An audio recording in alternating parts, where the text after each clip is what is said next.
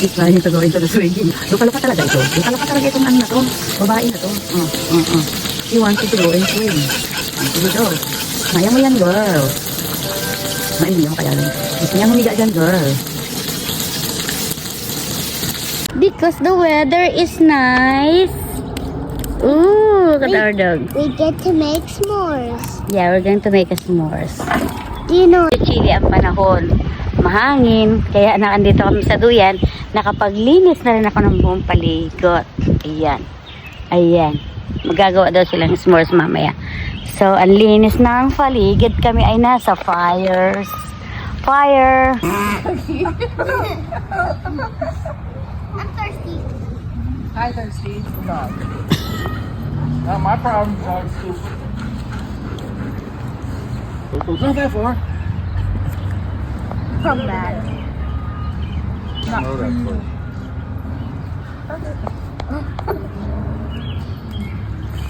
Kaya kami nag-bonfire kasi medyo chilly ang panahon, medyo malamig lang, konti lang naman. So habang naglalaro muna yung mga apo ko. Tapos nag-i-enjoy naman kami sa mila sa duyan. Tapos andyan din yung kapatid ng anak ko sa tatay niya. Andyan din yung tatay niya. Lagi namang naandyan yan eh. Alam mo na. Family, friendships, is everything. Yan. So ayan, naghahabulan. Pag spring, summer lang namin na-enjoy ang labas. Minsan, pag winter, yun, naglalaro ng snow. Pag may snow, pero pag walang snow, ay nako, hindi kami nagbababad dyan sa labas at napakalamig. Oy.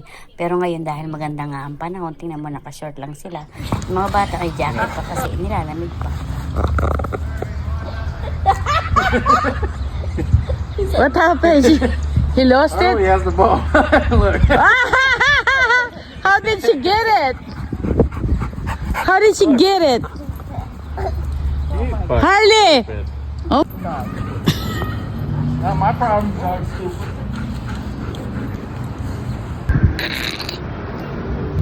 Emergency! Emergency! Paging Dr. Pete. Meme. Oh no.